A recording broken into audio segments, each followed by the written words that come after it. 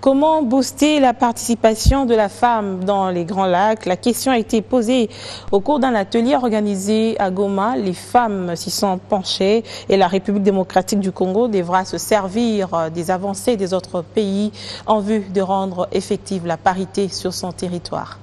Autour de la même table ce jeudi à Goma, les femmes juristes rwandaises, burundaises et congolaises pour parler sur la participation de la femme dans les instances de prise de décision dans la région des Grands Lacs. Pour les femmes juristes congolaises, le chemin est encore long pour arriver à la participation élevée de la femme dans les instances de prise de décision.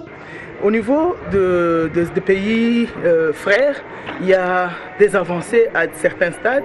À notre pays aussi, il y a quand même un début d'avancement, mais ce n'est pas suffisant. Parce que, comme nous sommes en train de le dire chaque fois, nous n'allons pas continuer à pleurer, à nous plier pour des questions de droit.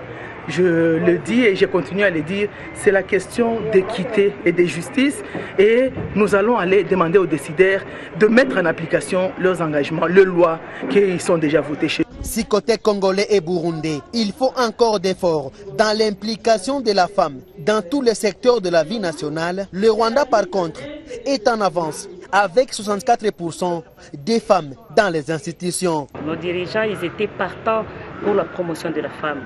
Parce que la femme rwandaise est partie de la colline, est partie de la cuisine, est partie des endroits les plus reculés pour arriver aujourd'hui au Parlement, pour arriver aujourd'hui, comme on a dit, dans les instances de décision. Mais elle a lutté. Elle a frappé sur toutes les portes, mais elle s'était préparée en conséquence.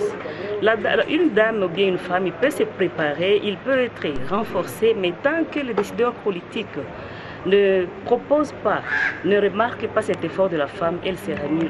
Notons que cette table ronde, organisée par le réseau des associations de femmes juristes, en partenariat avec Alerte Internationale, a été une occasion pour le lancement du réseau des organisations de femmes juristes dans la région des Grands Lacs, regroupant les femmes juristes congolaises, rwandaises et